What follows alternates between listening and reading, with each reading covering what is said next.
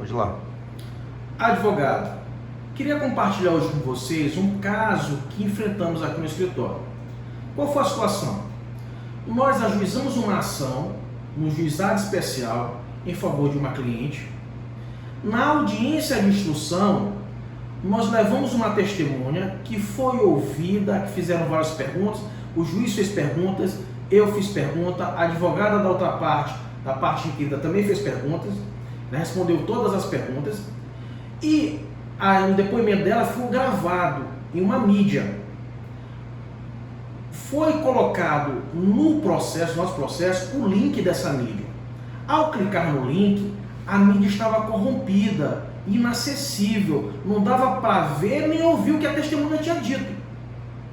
Peticionamos nos autos, informando isso ao juízo, chamando o feito à ordem para que houvesse a disponibilização dessa mídia, do depoimento da testemunha, que era muito importante para o proveito da ação em favor da nossa cliente, a procedência da ação, mas não foi apreciada essa petição.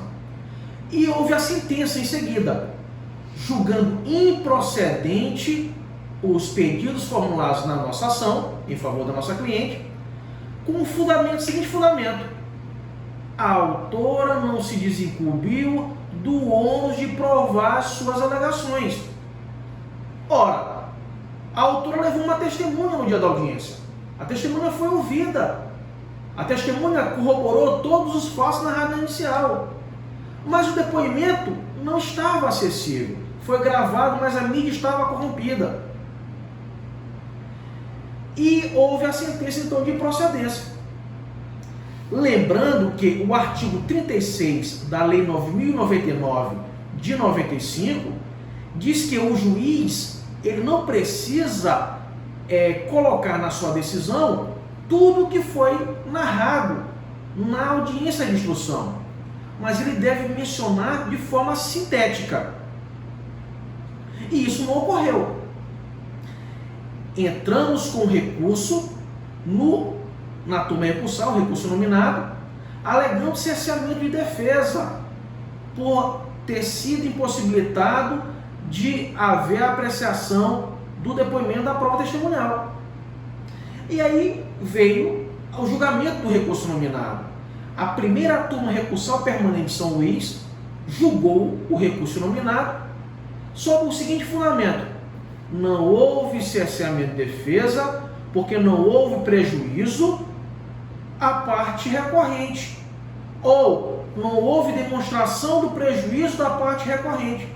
Ora, se a parte recorrente, no momento da audiência, leva uma testemunha, é colhido o depoimento da testemunha e esse depoimento corrobora o que ela narra na inicial, mas não é apreciado, o prejuízo é flagrante, é patente, salta aos olhos. Além do mais, o artigo 1367 do CPC, ele fala que as audiências elas podem ser gravadas, mas as mídias devem ser prontamente disponibilizadas às partes e aos órgãos da jurisdição, aos órgãos do Poder Judiciário, porque o depoimento da testemunha não interessa somente ao juízo sentenciante, ele interessa aos juízes de segundo grau, aos demais juízes que vão apreciar aquele processo, aquela causa, e às partes também do processo. Contra esse acordo, opusemos embargo de declaração e, paralelamente, um mandado de segurança. Esse mandado de segurança teve como objetivo a ofensa a direito líquido e certo da impetrante, a nossa cliente, por não ter tido a possibilidade de provar as suas alegações em razão do depoimento da sua testemunha não estar acessível por conta da mídia e ter sido corrompida. Isso com base no artigo 36 da Lei 9.099 e também o artigo 1367 do CPC, flagrantemente violados. Esse mandado de segurança foi distribuído para a segunda turma recursal permanente de São Luís. Aqui em São Luís nós temos duas turmas recursais permanentes, a primeira e a segunda turma. O mandado de segurança foi impetrado contra o ato da primeira turma recursal. que é o acordo, que é uma decisão colegiada, uma decisão proferida pelo órgão colegiado, pelos 3 juízes titulares da primeira turma.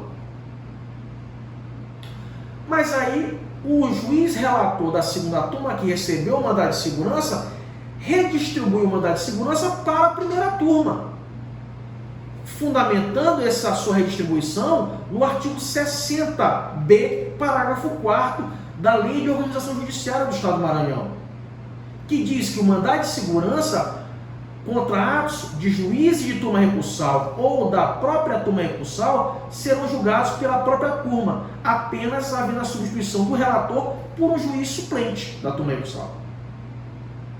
Entretanto, essa lei de organização judiciária ela é anterior à criação da segunda turma permanente em São Luís, que ocorreu somente em 2019.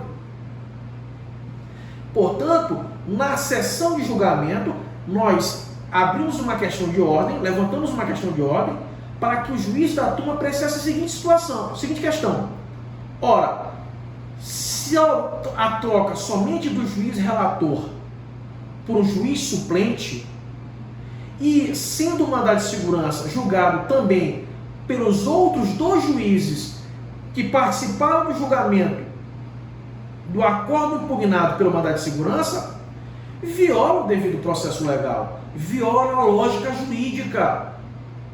Não pode a autoridade coatora também ser a autoridade que vai julgar o mandado de segurança contra ato dela. E nós alegamos isso. E dissemos, olha, ou deveria se substituir todos os juízes titulares que participaram do julgamento do acordo que está sendo impugnado nesse mandado de segurança pelos 3 juízes suplentes, ou então que esse mandado de segurança seja julgado realmente pela segunda turma recursal permanente de São Luís. E assim, esse mandado de segurança ser julgado por uma autoridade diversa da autoridade coatora. Eu estou fazendo esse vídeo para vocês, para que vocês percebam que o nosso sistema de justiça, ele precisa de constante aperfeiçoamento. Essa norma, esse artigo 60b, parágrafo 4º, da Lei de Organização Judiciária do Estado do Maranhão, merece urgentemente uma reformulação. Porque é inconcebível, não é razoável, não há lógica, não faz sentido que a autoridade coatora do mandado de segurança, quando ela for a própria turma recursal, seja ela também a autoridade que vai julgar esse mandado de segurança. E aí eu pergunto a vocês, qual foi o resultado do julgamento desse mandado de segurança? A ordem foi concedida ou foi denegada? Logicamente a ordem foi denegada, porque foi tirado apenas o juiz relator por um juiz suplente, mas permaneceram os outros 2 juízes que proferiram o ato, o acordo, impugnado pelo mandado de segurança. Além disso, outra coisa que merece aperfeiçoamento nas turmas recursais é o regimento interno da turma recursal de São Luís, porque prevê apenas 5 minutos de prazo para a sustentação oral dos advogados. Hoje, na minha sustentação, quando eu terminei de fazer a questão de ordem, de levantar a questão de ordem, a juíza presidente me advertiu, doutor, você já tem mais só 2 minutos, somente 2 minutos, para adentrar o mérito do mandado de segurança. E aí me digam, como é que o advogado, em 5 minutos, ele vai conseguir expor questões técnicas, várias questões que devem ser abordadas, citar um precedente? Fica muito difícil.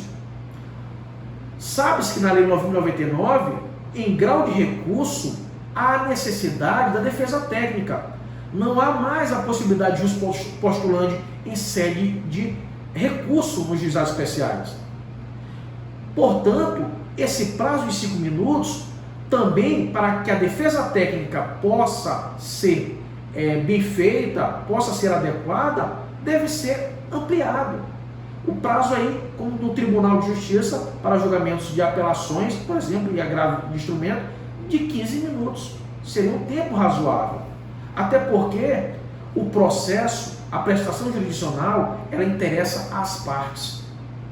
Num Estado democrático, em um processo judicial democrático, esse processo ele serve às partes. Então as partes têm que ser ouvidas. Elas têm que ser ouvidas. Elas têm que suas argumentos, suas fundamentações, suas justificativas devem ser expostas na sua totalidade, de forma que o julgador possa apreciar todos os argumentos. Pois bem, se quiser saber mais sobre o conteúdo de direito processual, outras questões de direito, nos siga aqui no Instagram, curta e comente essa nossa postagem. Obrigado.